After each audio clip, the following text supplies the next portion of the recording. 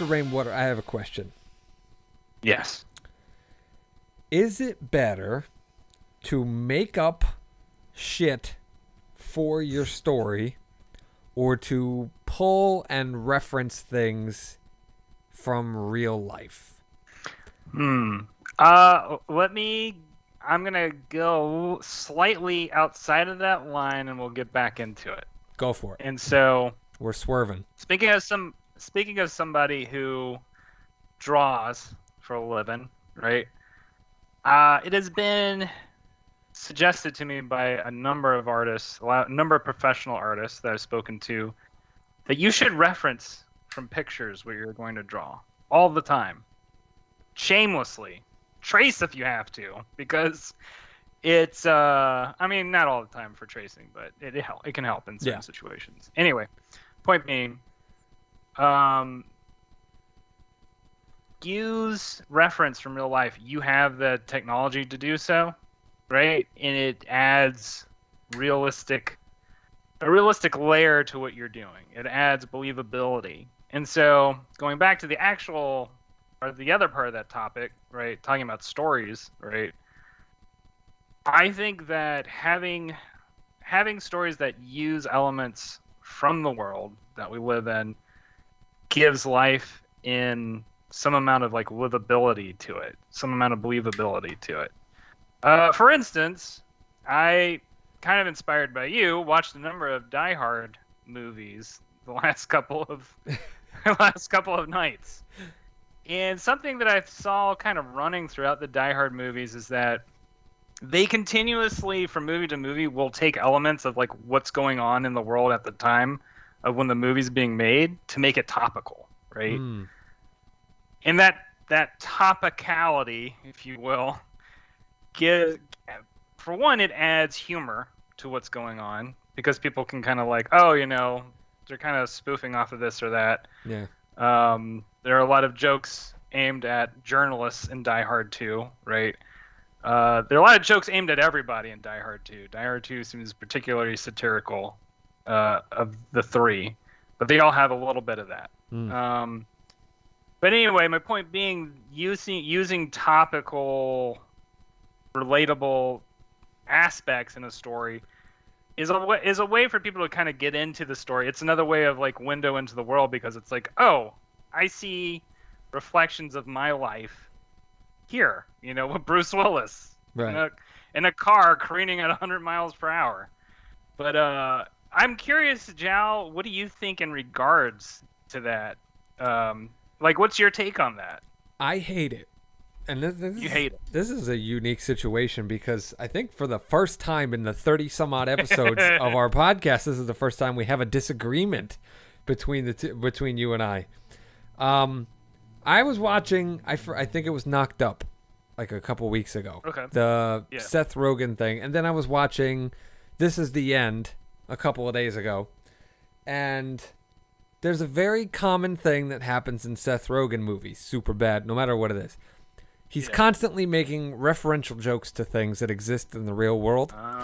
And some things I get, some things I don't. And I'm sitting there going, this is like low-hanging fruit. This is the most obvious of things that you can pull into your story, because it's a guarantee that people are going to know what it is most of the time. And it's not at all flexing a creative bone. It's observational, sure, but it's not creative. So I'm sitting there thinking, he's making jokes about, Carl's Jr. and Hardee's. For me, if I'm writing a screenplay or, or making a film, I don't want to put McDonald's in my movie. Yeah, product placement, blah, blah, blah. But I want to create my own burger joint and make it unique, and then make a joke to my burger joint and like create something. So like, as much as I'm not as much of a fan of him in modern day, Kevin Smith is known for doing stuff like that when he created like movies and stuff like that. Sure, it's like a satirical take on a burger joint and so on and so forth, but it's his own. You know what I mean? Yeah. And he does do a lot of observational stuff where he's talking about Star Wars and this and that, but he also does a lot of creative flexing, and I like that more Yeah. than the topical stuff, because I feel like the topical stuff, I could watch a stand-up comedy, or Yeah.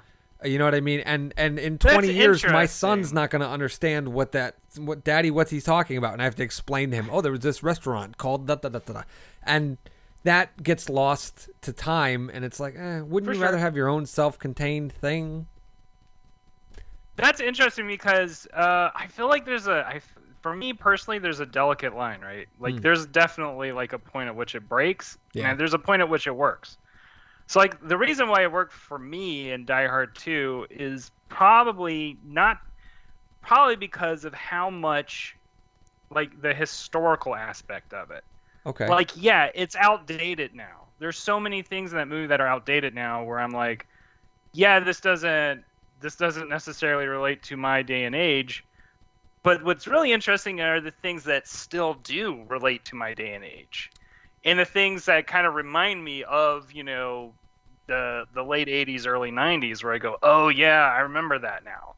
Like, in that sense, for me, like, it has a dimension to it that I wouldn't get from, you know, from a movie where it is where everything is like made up completely. And not to knock on that at all, because I do that plenty. Like Trailer Park Warlock, like I made up a thing like a fast food restaurant called Frosty King, which is just like basically Dairy Queen. Yeah. But it's your I mean- own. And you can do things there that they don't do in Dairy Queen, and it's, to me, that's much more interesting, because artists typically, and this is usually through stories, and I'm going to toot my own horn and say film, typically shape the future of business and technology and stuff like that. Like, you watch something like Back to the Future, and they created hoverboards. There was no such thing as a fucking, a skateboard that somebody could ride that was kind of wheelless and floated, this or that. And now they're making them. You know what I mean? Like, and to me, it's like, oh, if I create my own restaurant, I don't have to play by a bunch of corporate rules where they're like, oh, we want you to show the burger in 3/4 view and a soft focus on it, and there needs to be a solid shot of it, and we'll have a Happy Meal tie-in and da-da-da-da-da. But no, I can come up with a sandwich in my burger joint and then have McDonald's or Burger King come to me and say, that looks delicious. We would like to feature that at our restaurant. And then suddenly I've made a burger.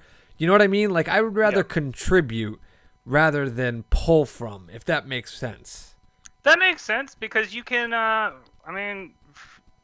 was I going to say? The main thing is that you can really exhaust that resource, right? Like, a great example are the parody movies that were really popular in the early aughts, which were like the Scary Movie franchise, or like, it became Disaster Movie, Hero Movie, all these other ones. The first couple of movies were pretty great, and then as it went on, the humor started to become more and more like, hey, this topical thing. And like I said, I don't mind that, but there was a point where all of the humor was just them referencing things that were pop culture. Sure. Yes.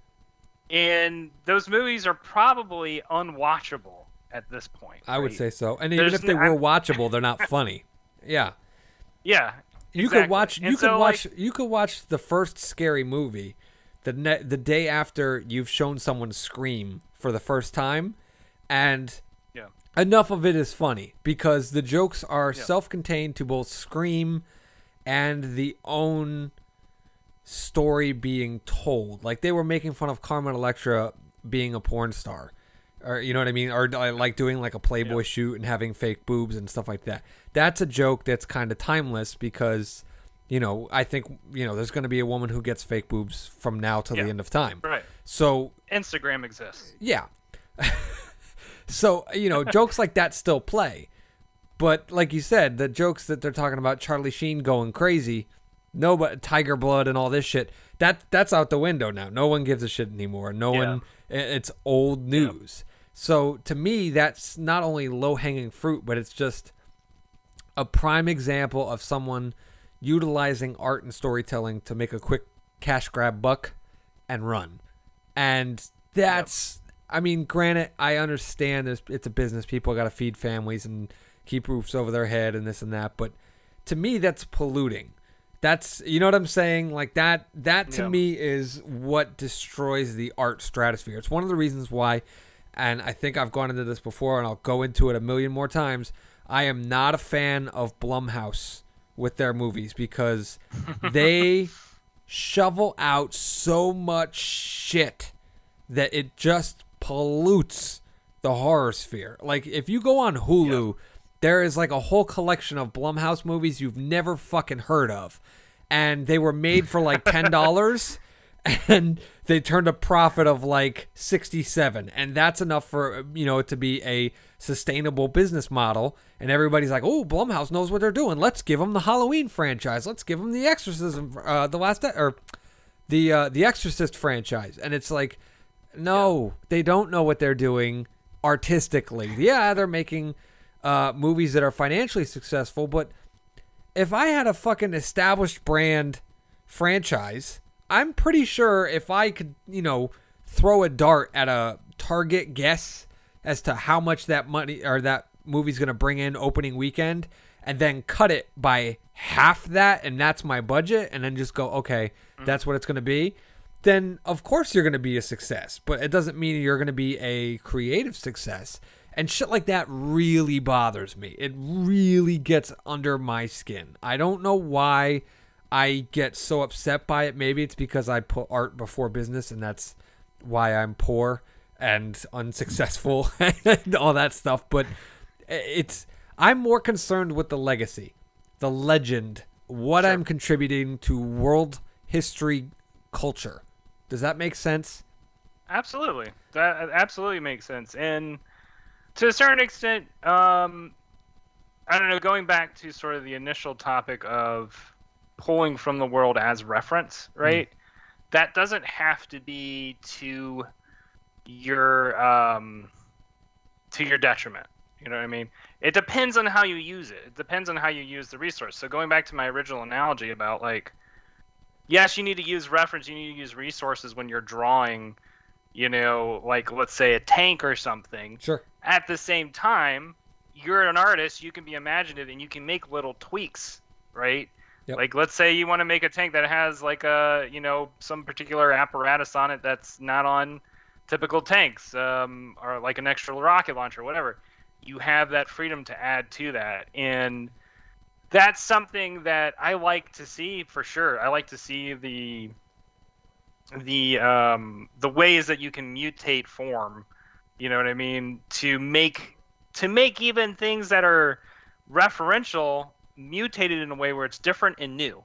And that's like, you know, like in Trailer Park World, like I try and do that all the time, and I try and pull from things that are happening around me or I'm thinking about or that are that I just see, you know, like there's a character name.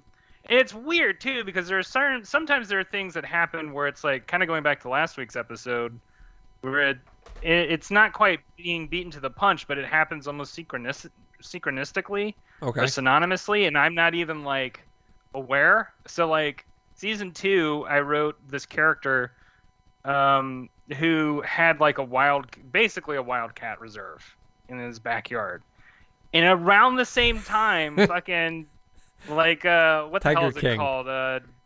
Tiger King comes out, and so everybody thinks like I'm actively referencing Tiger King, and I'm like, no, I didn't even watch the fucking documentary.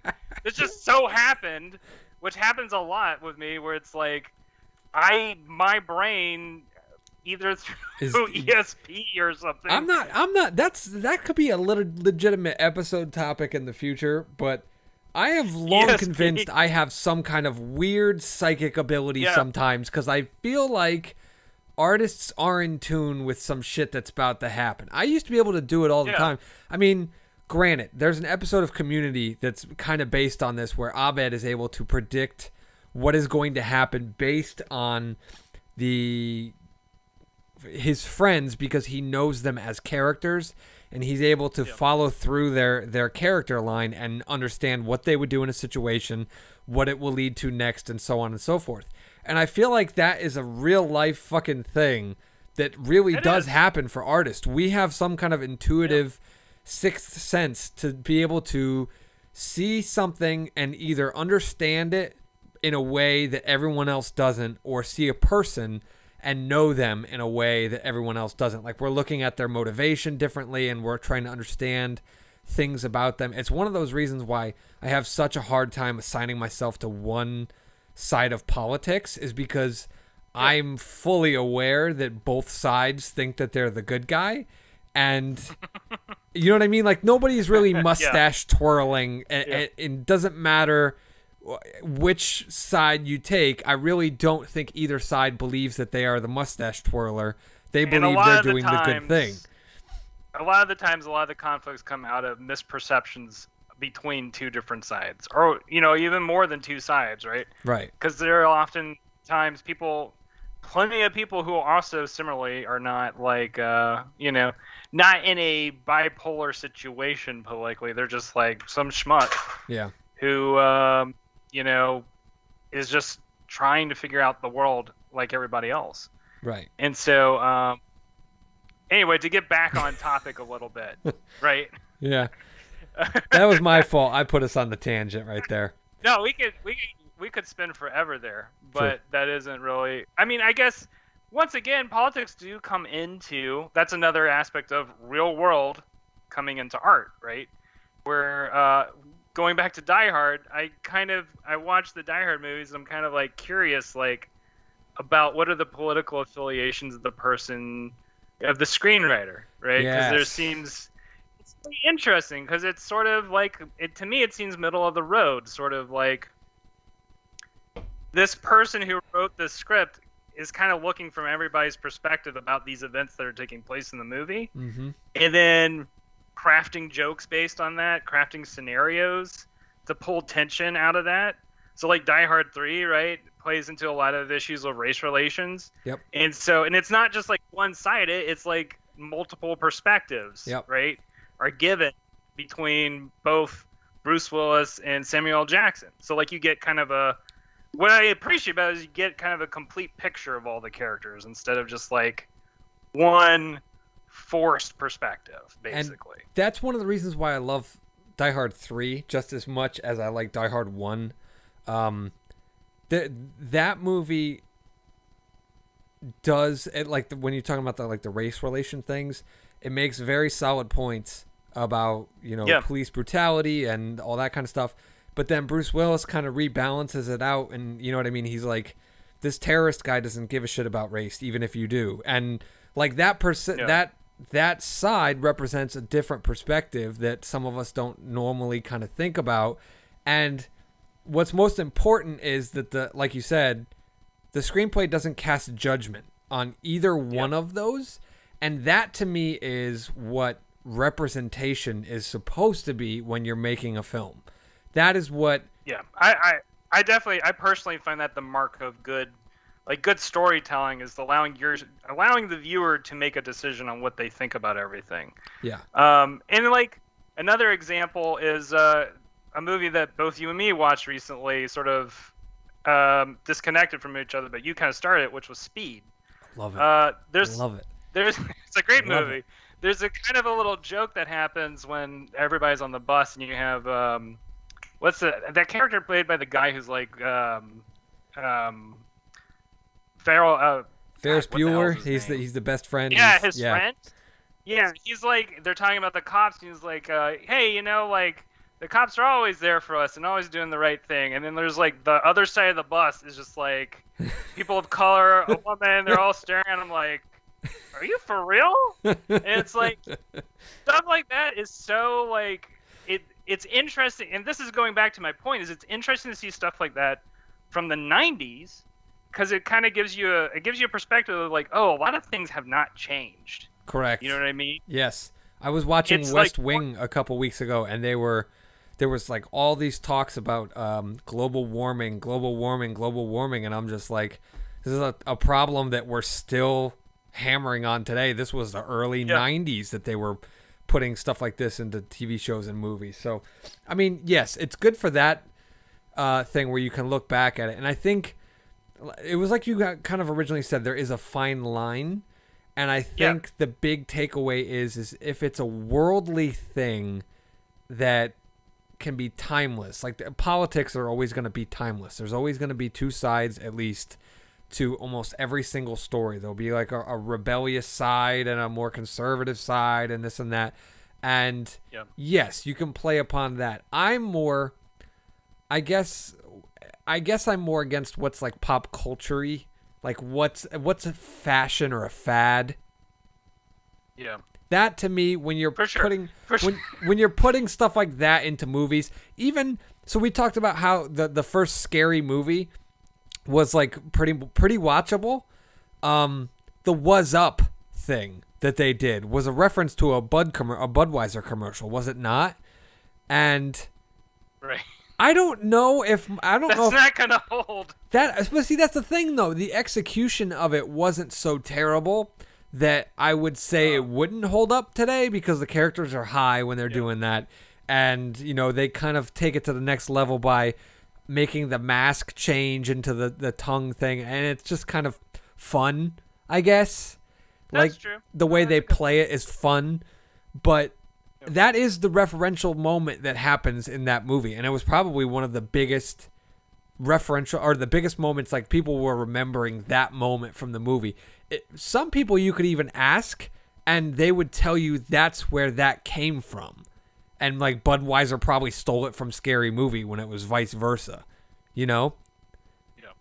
So I don't know. I get it.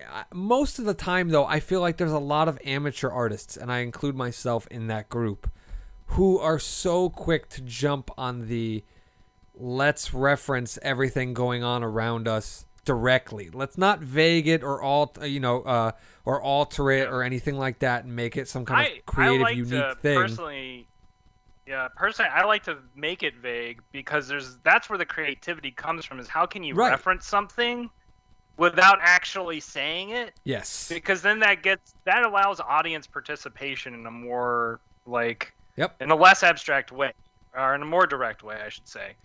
Because it allows people to, not everybody's going to get it, and it's not going to be important that they get it. Or also, that's where we bring in, an older topic, Easter eggs. That's where you make Easter eggs of like there's an Easter egg of I have a Doge Easter egg in an episode of Trailer Park Warlock, because particularly at that time, Dogecoin was the big thing that was being talked about on the internet. So it's I'm just going to put a painting in the background, and it's not even going to be, part of it's even covered up by a word balloon. But in the painting, it's a Doge on the moon, and there are people who noticed it, and there are people who didn't care.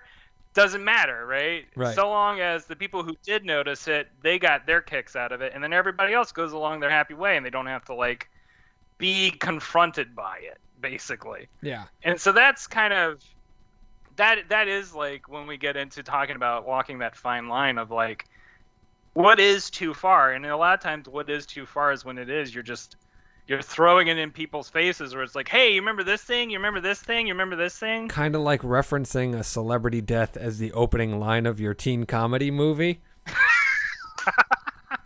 I'm serious. I'm so guilty of this in Digits, because that movie has so much referential comedy in it. There's jokes about Octomom, and there's so much of that, and I realized that a lot of those jokes are not going to hold water, but the ones that do are the ones that are self-contained to the story I was telling, to the characters that and their actions that were, going on in the film, and that's what made that still funny when I watch it today. And yes, I actually do watch my own movies, for those of you who are wondering if filmmakers do that. I do. Occasionally I'll pop on my own film just to watch it, and it's a totally different experience, which we should probably do an episode on that one day, which is revisiting your old art as an audience, because I would love to do that, because that got me thinking about that, and we can definitely talk about it at a different time, for 100%. Sure. But I guess the point that I'm getting at is I was disappointed in myself for doing that, for going after the low-hanging fruit, because I realized I was making a joke that wasn't going to last. It's not contributing anything going forward. There's no way you can make that Heath Ledger joke as the opening line to a movie, because you cannot set up a character dying under tragic circumstances before any dialogue is spoken before a scene rolls or anything like that. So in a way, it was necessary, but in another way, it was fleeting. It was, you know what I mean? Like it wasn't so well thought out that, oh, in 20 years, people are going to be watching this movie, hopefully, and they'll get the joke. Because in 20 years, my son's not really going to know who Heath Ledger is. It's like if my dad said to me, oh, do you know who Conrad, Billy Bob, Michael J. Off is? And he was this guy who was in a whole bunch of Western. My dad loves to do that shit to me. He'll be watching like an old black and white Western on TV. He'll go, you know who that actor is? I'm like, no. And I know a lot of actors. Like, I'll be able to pick people out and be like, that's fucking Clint Eastwood, and he looks like he's 12. And my dad's like, yeah, you're right. He'll point out people and be like, oh, this guy was a great character actor, blah, blah, blah, blah. No fucking clue who he is. Not an idea. So that's what's going to happen when my kids are watching Digits. They're gonna, I don't know who Heath Ledger is. This isn't funny. Right. I have not hooked them in the first 10 minutes the way I did an audience in 2011. So, well, you know what's interesting about that, though, and this is something that I was just thinking about, which is that, okay, Tiny Toon Adventures, Animaniacs, most people our age have been exposed to it in some degree or another. Yep. Looney Tunes, I'll include that in this, what I'm about to say. They all have references to stuff that are over our heads as kids, and yet as kids, we're still entertained by it. And then coming back to it, when we're older, suddenly there's this new dimension that opens up when those new jokes become available, basically. Because those jokes were originally kind of crafted for the adults at the time. Right. And so I say this as sort of an addendum to what you were saying, which is that you may be concerned right now that your son's not going to know this Heath Ledger joke, right? Mm-hmm. But just because of the way information travels, they may watch Digits a couple of times and not get that joke, and then later on, after seeing Dark Knight so many times and then wondering, oh, I wonder what else this guy's been in, watching a couple movies, wonder why he hasn't acted in a while. Oh, he died. Oh, that's how he died. Yeah. Oh, that's what Dad meant about a drinking game with pills, and that's why. Oh, like, yeah, that's very. That's the long joke. Like, that's playing the long game. And to be fair, I am not considering that this generation and future generations are going to be growing up with the internet, which is something that we grew up at the kind of the beginning of, which is like the social internet and the kind of information access that, you know what I mean? Like, our parents didn't have that. Some of our older siblings didn't even have that. So a lot of that is kind of beyond what I'm capable of considering, just because I'm an old fogey now. I'm at the point where I see a car self-parking itself going, yeah, I'm never going to let myself do that. I'm not going to, I don't trust a car.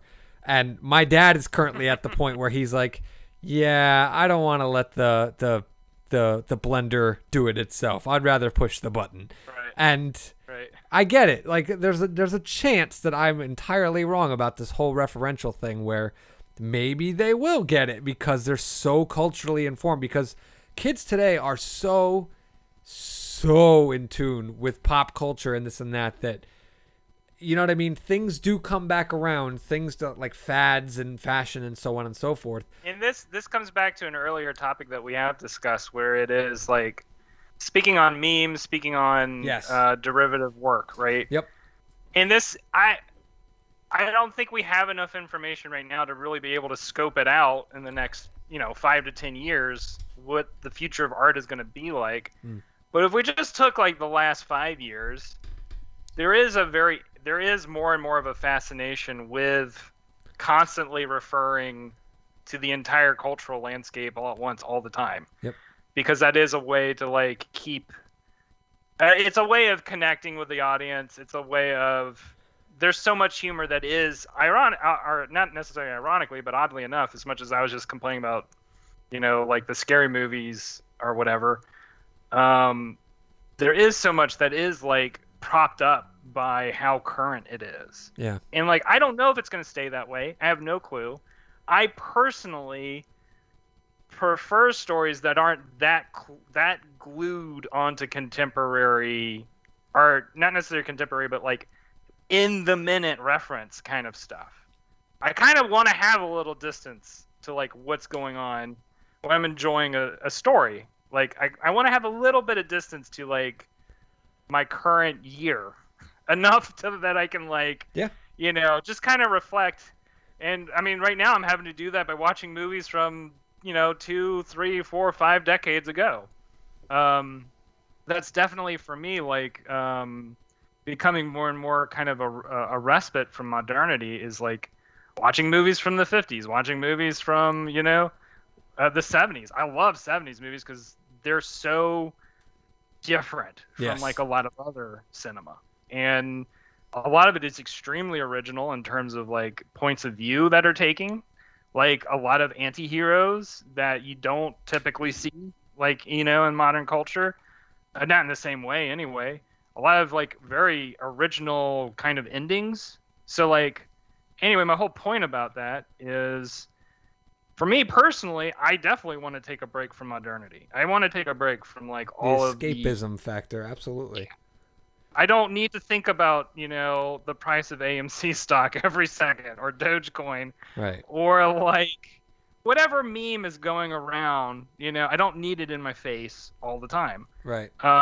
Other people want to be in that space. But see, that to me just feels like insecurity, where people just want to feel like they're part of a movement or part of the current of what's going on, because and that to me is like, I'm one of those people, like you said, I would rather take a step back, be late to the party, and know that the house is on fire before I go in, as opposed to being in the party while the house is on fire. If that analogy makes sense. Yeah, for sure. For sure. So like last year, there was the pandemic. Clearly, everyone fucking knows about the pandemic. In the first, so like it happened in March, right? Is when everything started kind of shutting down and going crazy. By like June, there was a movie on Shudder.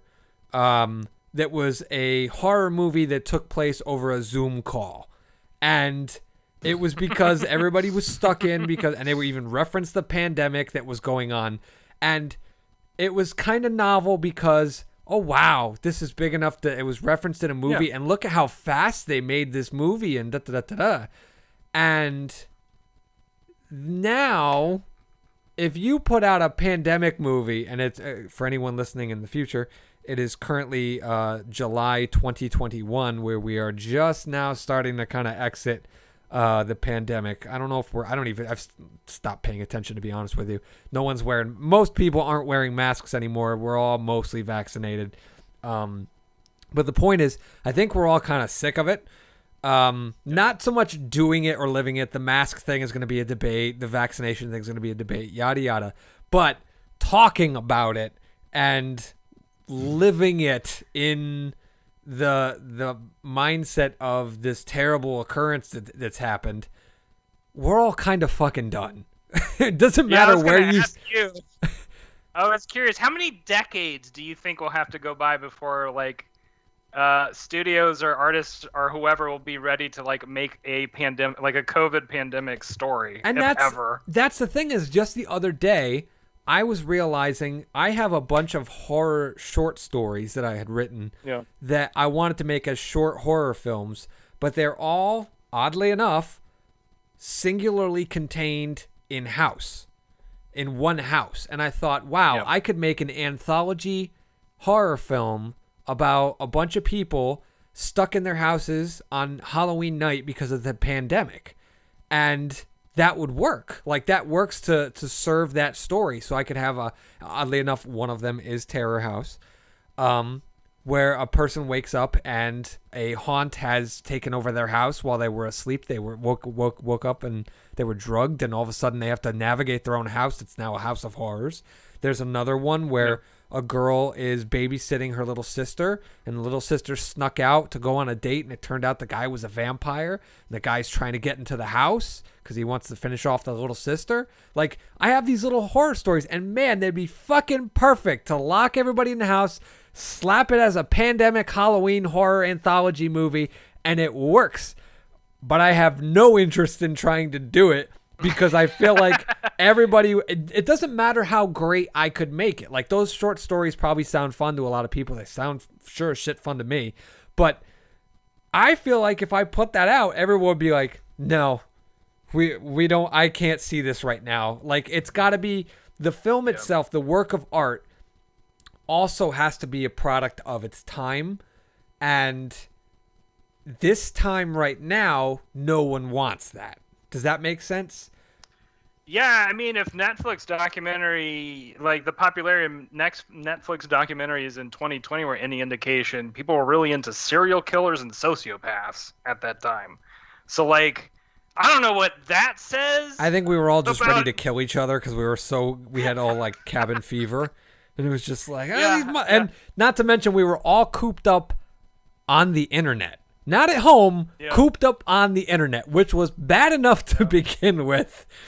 It was a toxic wasteland of desolation. And then all of a sudden, everybody was on it. You had to be on it to work. You had to be on it to this, to that. Now, we all hate each other. We want to murder each other. And it's like, I don't know. I think everybody's tired of it. So it's not that gets to the point where and this kind of ties in with last week's episode about getting beaten to the punch. What if time has beaten you to the punch? And it's like, oh, happens all the time. I've lived that story so much that I don't want to go see it. I don't want to be connected to the movie. I want to watch a Michael Bay movie where nothing makes sense. I don't relate to any of the characters, and it's just turn my brain off and watch some shit blow up. Boom. I frequently have thought about this because I'm into writing stories that are like both fantasy and science fiction, and I've had this thought in the back of my head that if the advance of technology keeps going at the pace that it's going, there's gonna be a point where, like, not just me, but many artists are gonna run out of ideas that are interesting because, like, the world around them will have become so fucking weird. Assuming that we keep ramping up in technological weirdness. I'm not even just talking about hoverboards and shit like that. I'm talking about, like, you know, gene splicing. Like, we get into like territory of like in Batman Beyond, where like people are like splicing themselves with human genomes or not animal genomes and stuff like that. Right, in that show, getting like your DNA altered to be like half reptile was what today is like going and getting a tattoo on your shoulder. Like that's the commonality it has become. So you're saying, how creative will the next generations of artists be when the batshit crazy ideas of now have come to fruition? Yeah, exactly. And I think that's a pattern that happens a lot. Like, all the stuff that the science fiction writers of like the Victorian period, right, at the time, people were like, oh, that sounds crazy, flying machines, like all the, you know, like submarines, helicopter all this sounded stuff. insane to them. Yeah And nowadays it's commonplace, it's like boring, it's regular, right? And this is something that you know, they were considered visionaries at the time, and then nowadays it all seems plain and boring. And so who are the visionaries of this time where it's like, oh, that's so unbelievable? And for me, I'm kind of thinking more and more like it might be more the fantasy writers, the people who are like talking about magic and shit. Like, they're the ones who are probably closer to what is capable if you live in a world with, you know, artificial intelligence and nanotechnology, where you could, at a certain point, you could basically do whatever the fuck you want, you know. And that's when you get into, like, as an artist, what does your motivation become, you know? Like, and I think it might be a little different because for us as artists right now, we're always trying to figure out how to relate what we're experiencing and thinking in the world, right? But imagine that there's a point where like we can connect our brains up to the internet, and everybody can connect their brains up to the internet.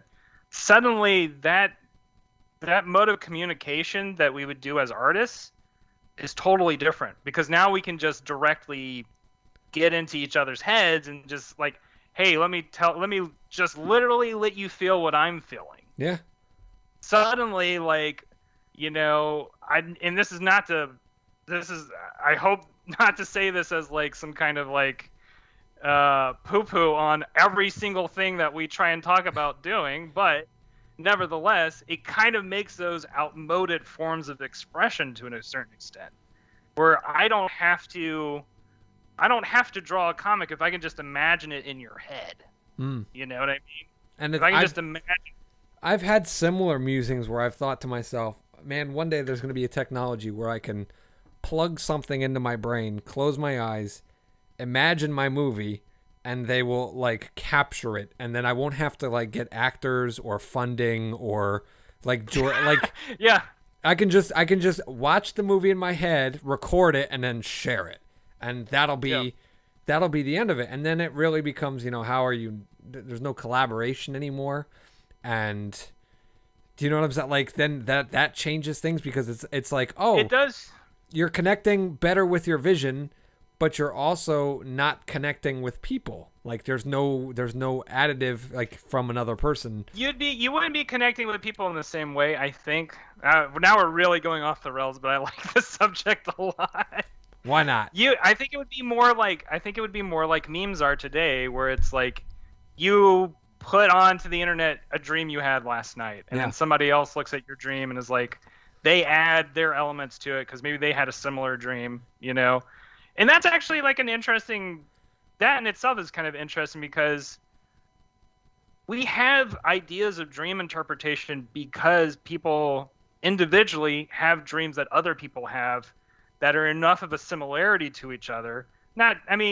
Granted, most human experiences are common, right? But nevertheless, there's kind of like a genre. There are genres to dreams. Yeah, oh, absolutely. And so there's this whole aspect, like, you know, movies sort of act in this way. And so I'm thinking just in our speculative future situation, right? You might have genres of dreams that you can kind of go through and like look at and tap into. So anyway, all interesting, not necessarily subject. Then that becomes the topic of, but here's the thing though, like a lot of dreams are referential. You know what I mean? Yes. Like they reference things that we have observed and are not necessarily creative. So like, even though I talked last week about Haunted, the nightmare that kind of stemmed that. I was on a haunted hayride, and Leatherface, actual Leatherface, I even said it in the podcast last week, was grabbing people off the ride. Like, that's not an actual creative force of me. That's Toby Hooper. That's, you know what I mean? Like, that's a different artist, and their creation is in my dream. I referenced it there, but now I'm making my own film where, now granted, I'm stealing a ton of shit from movies and TV and books that I love, and bastardizing it in ways to make it my own, but my dream did not do that. It referenced it directly. And I don't say I hate my dream, but that's why I like my movies more than I like my dreams, is because maybe I'm a control freak, but the truth of the matter is I think it's fun to create something, like even if I'm just taking two existing characters like Jack Sparrow and the Joker, and I put them into one character, and that to me is fun because now it's something I've thought of. Like, no one else has thought of putting Jack Sparrow and the Joker together, but I did, and now I've contributed something. Like, I've made that sandwich, and someone will say, oh, I saw the Andrew Sarko's movie, and now I'm gonna watch or now I'm going to make a character that's kind of like that character he made, but I'm going to add something else to it. And like, it's that weird thing where someone first said, I'm going to eat a hamburger. And then somehow they've turned it into the double down, where it was 2 pieces of fried chicken with bacon in between instead of bread, and you know what I'm saying? Like that evolved. That I don't know. I want to call it progress, but I don't know if the double down is progress.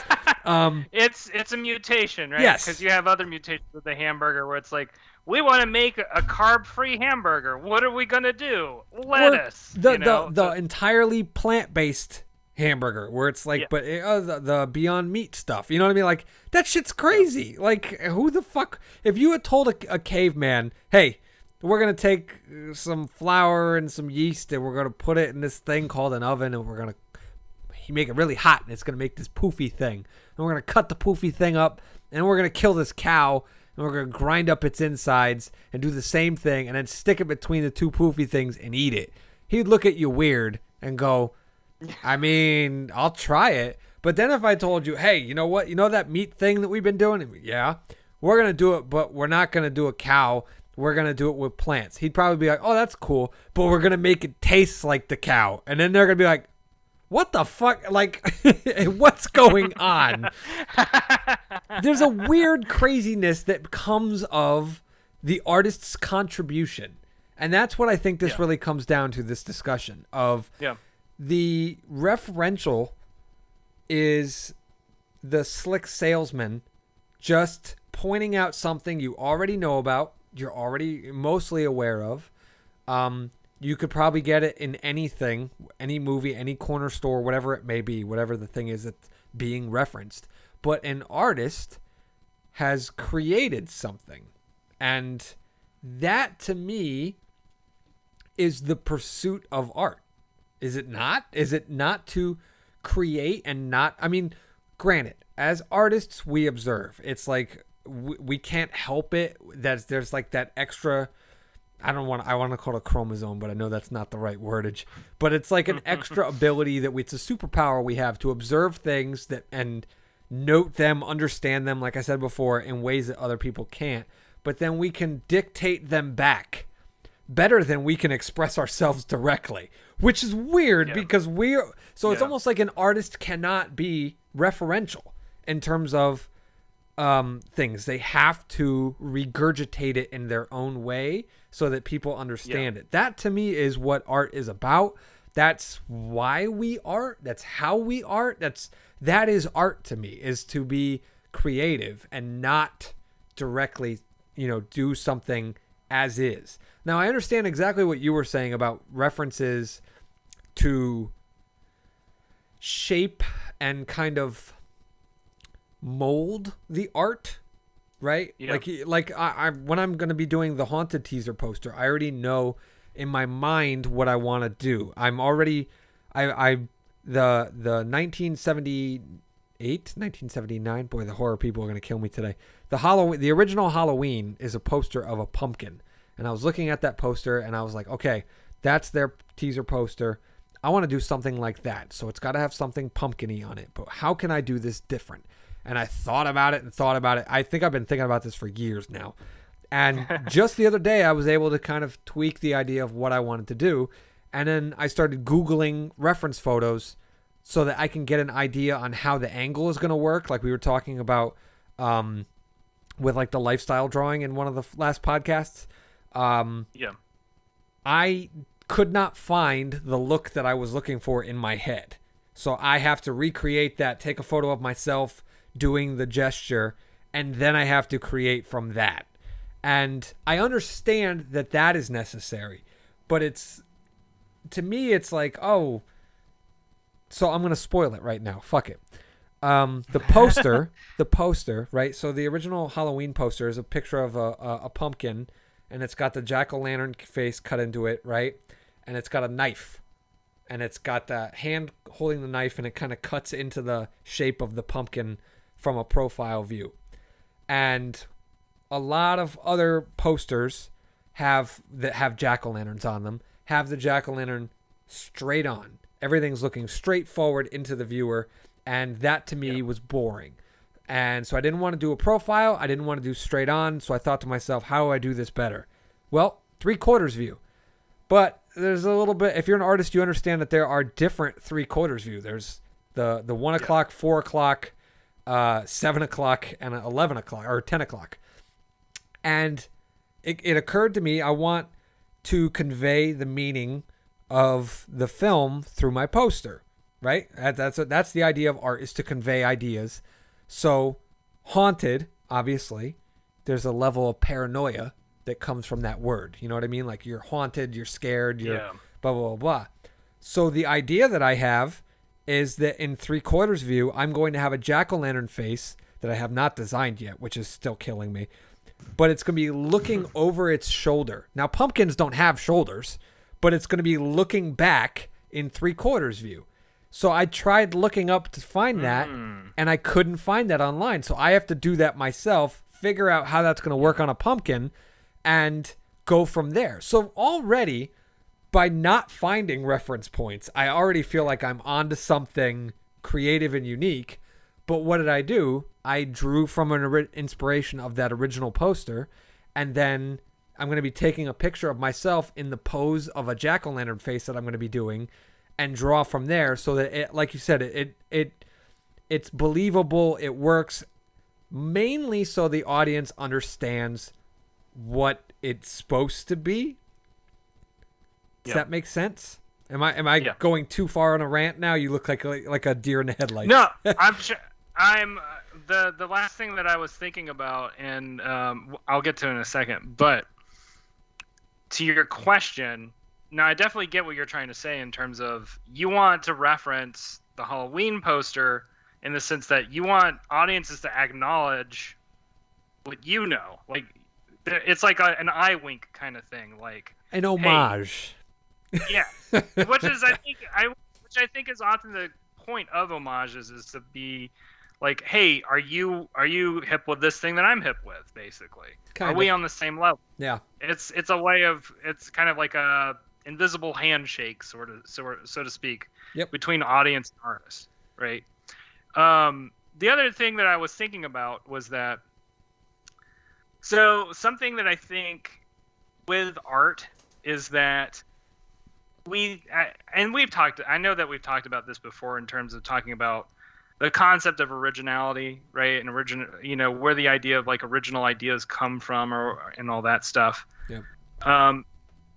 And my perspective on it is it's a very evolutionary form. So going back to our caveman, who never knew about a hamburger, the hamburger was centuries of development, starting from the development of bread, right? Right. And curiously enough, the thing about bread was its original invention wasn't even necessarily to have something to eat. It was to transport things to eat. It was edible paper, basically, so that people could take their meat, their vegetables. In many cultures, it's basically a utensil, because a lot of people just eat with their hands. So they grab bread to grab food to eat the food. So, like, in that sense, bread was created as a utensil. Wow. First and foremost. I did not know that. Before it was intended as completely as an edible thing. That's sort of a, like, bread as explicitly food is more of a modern conception, because we've lost that evolutionary story over time. There's nothing wrong with that. It doesn't make bread evil or anything. It's just like, that's the history of bread, right? And so unless you the caveman never had bread, never knew anything about bread. If you had shown bread to him, he'd be like, what the fuck is this? Like, right, eat it? Like, this, I don't know. Yeah, I don't know what this is. It's weird.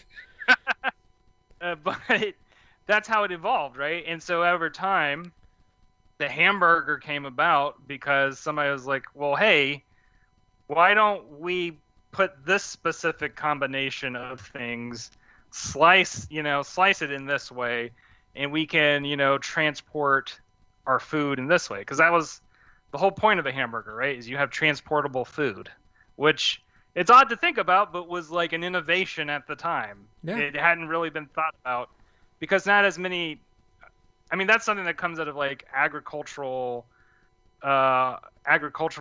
civilizations where people are working hard, who knows how many hours a day, and they can only take a short amount of time to eat, so they need to take the food with them. Well, what the hell are they going to, keep the food in? Fried food comes from that too. Like fried chicken and stuff like that, like, comes from having like needing to have food that's transportable, so you encase it in something, like you encase it in an old crust. So like this is all anyway. This is all Once news to again, me, and I'm the food guy on this fucking show. well, and that's the thing is like, everything has that kind of history, Yeah. and the thing about history is all the things that we see today are sort of disconnected from the evolutionary process that brought them to that point. I mean, the story of how the pencil came to be, I don't even know, but I'm sure it's complicated as fuck because who had the first idea of like, oh, I'm gonna take this rock and like use it as a utensil, Yeah. First you had to have paper, and that had its own whole history. So anyway, my point being though is like art is also that process where sometimes we don't even fully understand like all of our genres come from previously established forms that took time to establish. All of our conceptions of drama, like you can track it back to ideas that started in the Renaissance with Shakespeare and other writers at that time, but their ideas came from stuff that the Greeks were talking about with their with their tragedies. So like, and it goes further and further back, and each time period has its own particular formats and particular like conventions that evolved from previous times. So like, point being, like all the things that we think of today as sort of taken for granted are referencing something that we've lost the reference to, simply because we are just not aware of it. And we don't, unless you're like some fucking professor in, art history or whatever, Yeah. unless you're a character in a Dan Brown novel, like you're not going to have that context. So I say go ahead. Are we saying that I'm impatient? Is that what it is? Because I'm trying to rush us to the finish line of progress through art. And you're saying it's going to get there, Jow, but it's got to mutate. Like things take time to evolve, and by referencing them, the more absorbed they've become by society, the more they'll naturally evolve. That's what I'm kind of gleaming from what you're saying. That's my opinion about it, for sure. I mean, and I think, going back to talking about memes, that's what makes memes interesting to everybody, is that they can add their own mutation and variability to it. Nobody wants to recycle the same thing. They'll retweet it, but then they'll think about, oh, what would my version of that be? Because that comes into, everybody wants to express their individuality on some level, even if it's very minuscule. There's always some amount of like, somebody's perception wanting to be used in it. And I think the thing that we both would advocate for is put as much as yourself into it as you can. Yes. Because that's where the originality is going to come from. Add to it. That's where all the interesting mutations are going to come from. Is how much of your own experiences, your own thoughts and feelings you can put into that meme. And yeah, there might be a lot of stuff that comes up that people don't relate to, but that's okay. There might be somebody who does. There might be somebody like, so for instance, like the other webtoon that I do called Bat Monster, hilariously unpopular. And me and Austin kind of made it with that in mind, and we never really expected anybody to really have any sort of comment or really thoughts about it. And recently we've been getting a little bit more and more feedback on it, as I guess more people are reading it. And it's interesting because for me, when I made it, I was like, there's no way anybody's going to read this and like find anything relatable about it. And nevertheless, because the human mind works this way, where we want to find some kind of pattern out of chaos, even if it's like complete and utter obtuse, like, absurdity, they'll find something to relate to. And so I guess my point being ultimately is you can kind of rely on this idea that you will find a way to connect with a person just based on the fact that we want to find things to connect. We are dot connecting creatures. We can't help it. Yeah. Whether or not it's through paranoia or whether or not it's through constructive imagination, we connect. We like to connect dots. We like to communicate, right? Not just artists, like everybody likes to communicate in some way or shape or form. So as an artist, when you're trying to come up with original thoughts, there's no problem with having a template. There's no problem with referencing the world around you. Just don't make it the whole. Don't make at a certain point it's plagiarism, Yes. At a certain point the line between originality and unoriginality is how little of yourself is included in it. And I guess that's my ultimate point. I don't think there's a better thing that I can add to this episode than what you just said. So we're going to wrap it up there. And I love what you just said about originality, because I think that answers a question that went unanswered in our originality podcast episode. I think we finally got there, which also illustrates your other point about naturally things will get to the stage of evolution after they've had their moment in the sun. So, life finds a way. We're going to wrap it up there so I can stop Rainwater from making any more references. Good night, everybody. Good night.